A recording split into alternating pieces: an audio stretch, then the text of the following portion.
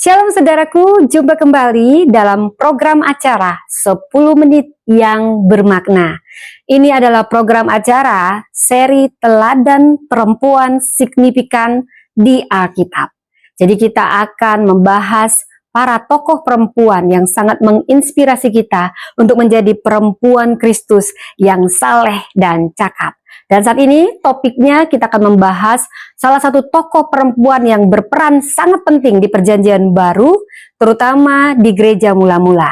Dia bernama Priscilla. Oh, itu mirip nama saya, itu nama saya saudara ya. Dan saya sangat terinspirasi ketika saya membahas tokoh perempuan Priscilla.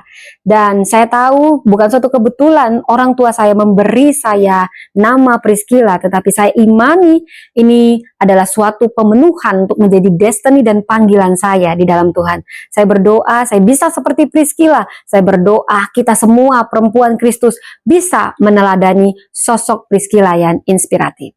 Baiklah, siapakah Priscilla dan apa teladan yang bisa kita pelajari untuk menjadi perempuan Kristus yang tangguh, yang cakap, yang saleh?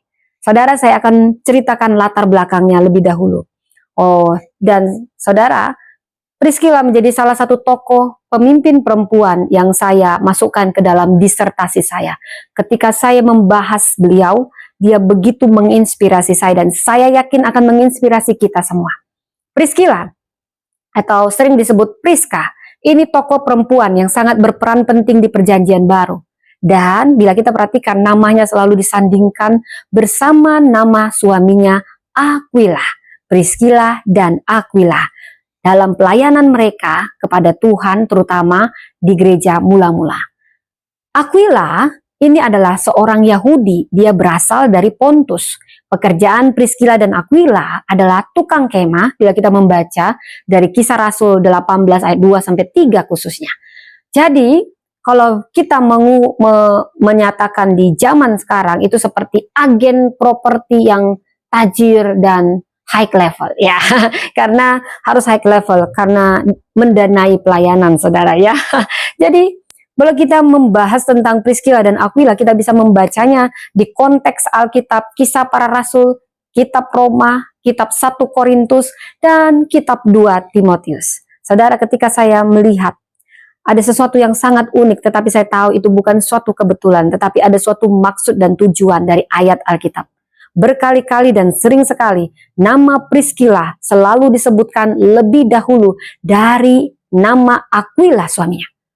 Apakah yang menjadi penyebabnya saudara? Kita tahu Yahudi sangat kental dengan budaya patriarki dan bisa dikatakan pada masa itu perempuan dianggap second class, kelas 2. Jadi budaya Yahudi itu mirip-mirip budaya Batak saudara. Marganya yang dilihat itu dari laki-laki. Tetapi ini sangat unik dan bukan suatu kebetulan. Ada maksud ilahi di sini untuk kita kaum perempuan. Nama Priscilla disebutkan lebih dahulu dari nama Aquila dan berulang-ulang oleh Paulus, yang dimana kita tahu ada banyak pernyataan Paulus yang juga kontekstual tentang perempuan dalam pelayanan rohani. Tapi dari sini kita belajar banyak. Nama Priscilla disebutkan di surat Paulus lebih dulu daripada nama Aquila. Ini bisa disebabkan beberapa hal karena memang Priscilla yang memiliki banyak peran lebih aktif dan lebih menonjol dalam pelayanan rohani. Dan melihat karunia-Nya bisa dilihat lebih besar, terlihat lebih tajam di tengah jemaat. Dan juga bisa dikarenakan kemungkinan juga karena kedudukan sosial Priscilla yang mungkin dari keluarga terpandang, terhormat, berpengaruh besar. Sehingga Paulus mencoba memberi respek sehingga menyebutkan nama Priscilla lebih dulu daripada nama suaminya. Tetapi saudara, setelah saya ulek-ulek lagi ayat ini, saya juga bisa memberi pernyataan. Paulus sendiri, dia mengakui tentang namanya kesetaraan gender dalam pelayanan rohani. Dengan menyebut nama Priscilla, perempuan lebih dulu daripada nama suaminya, Paulus sedang memberi pernyataan kemitraan yang setara. Paulus mengakui tentang kemitraan yang setara antara Priscilla Aquila, kemitraan yang setara antara perempuan dan laki-laki dalam pelayanan rohani. Jadi tidak dibedakan antara laki-laki dan perempuan. dalam pelayanan rohani kita semua setara. Saudara, Paulus sendiri mengakui tentang kesetaraan gender. Jadi kita berharap tidak ada lagi gereja yang membedakan tentang gender di sini. Karena ini lebih kembali kepada pelayanan rohani dan karunia-karunia rohani yang harus dikembangkan. Sosok Priscilla ini sangat menginspirasi saya. Dan saya yakin menginspirasi kita semua perempuan. Menjadi perempuan yang luar biasa seperti Priscilla. Dia ini perempuan pemimpin yang luar biasa di masanya. Jadi teladan dan karunianya sangat menonjol. Kita bisa belajar teladan tentang keteguhan iman dari dalam diri seorang Priscilla. Kenapa saya bilang teguh imannya? Pada saat itu gereja mula-mula mengalami banyak penganiayaan, banyak penyesahan orang-orang Kristen di gereja mula-mula. Tetapi Priscilla dan suaminya Aquila, sekalipun banyak dan penuh tantangan, mereka teguh pada imannya. Ini terbukti, mereka terus mengajar orang lain tentang kebenaran Injil. Mereka tidak ragu membela kebenaran. Kedua, kita bisa belajar dari sosok Priscilla. Dia memiliki kepemimpinan yang kuat dalam pelayanan. Ini memotivasi kita semua perempuan bahwa Priscilla sedang menunjukkan bahwa perempuan juga dapat memiliki peran penting dalam pelayanan rohani, dalam pelayanan gereja. Dari Priscilla kita juga belajar tentang kecerdasan dan ketelitian dalam mempelajari firman Allah, mempelajari Alkitab.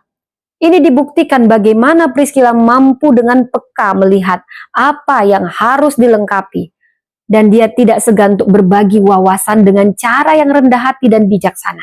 Dia mampu mengoreksi ajaran Apolos. Padahal Apolos pada saat itu adalah seorang pengkhotbah yang hebat, yang fasih, yang terkenal, yang tahu banyak kitab suci. Tetapi Priscilla tajam sekali untuk membaca mana pengajaran yang kurang lengkap. Dan dia sangat bijaksana untuk mengajari Apolos ke rumahnya untuk melengkapi tentang pengajaran firman Allah yang lebih lengkap dan benar. Kisahnya di Kisah Para Rasul 18 ayat 24 sampai 26.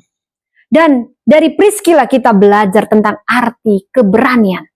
Saudara, butuh keberanian dan hati yang besar untuk memberi rumah kita. Mereka memberi rumah mereka untuk tempat menampung para hamba Tuhan, jemaat, bahkan untuk tempat ibadah. Sekalipun orang-orang Kristen di situ disesah, dibunuh, dianiaya, mereka tetap berani memberi apa yang mereka miliki. Saudara, bila kita membaca juga di Roma 16 ayat 3-4, mereka mempertaruhkan nyawa mereka untuk membantu pelayanan Paulus. Dari Priscilla kita juga belajar kemampuannya sebagai seorang perempuan untuk membina hubungan kemitraan yang kuat dengan orang terdekat, yaitu terutama suaminya, dan saya yakin juga seluruh keluarganya, orang-orang terdekat. Apa buktinya? Dia selalu bersama suaminya, saling kerjasama dalam pernikahan, dalam sehati sepikir mendukung pelayanan Tuhan, pelayanan Paulus, dan rumahnya sebagai tempat pelayanan. Ini karena dia bisa membina hubungan kemitraan yang kuat. Dan dari Priscilla kita belajar tentang arti komitmen dan kesetiaan pada Tuhan. Dia memiliki komitmen kesetiaan yang sangat tinggi. Sehingga dia bersedia mengorbankan waktunya, tenaganya, hartanya, kenyamanannya demi pemberitaan Injil. Wow, luar biasa saudara. Dan dari Priscilla kita belajar arti keramah tamahan dan kemurahan hati. Dia suka memberi tumpangan pada setiap jemaat. Kisahnya di Roma 16 saudara, khususnya ayat 5. Bagaimana rumahnya terbuka bagi pelayanan. Ini artinya sosok ini punya hati yang besar yang selalu menempatkan kepentingan orang lain di atas kepentingannya sendiri. Wow, luar biasa. Priscilla adalah perempuan Kristen yang saleh, yang cakap. Dan dari sini kita belajar, kita bisa mengelola apa yang kita miliki untuk melayani Tuhan. Tuhan tidak pernah minta yang tidak kita punya, tetapi kita bisa mempersembahkan yang kita punya dan kita kelola dengan baik untuk pelayanan rohani. Mari kita teladani Priscilla yang mampu membangun hubungan yang kuat. Itu artinya, sekalipun dia menonjol dalam karunia, dia tahu bagaimana menghormati suaminya dan juga menjadikan suaminya mitra, saudara.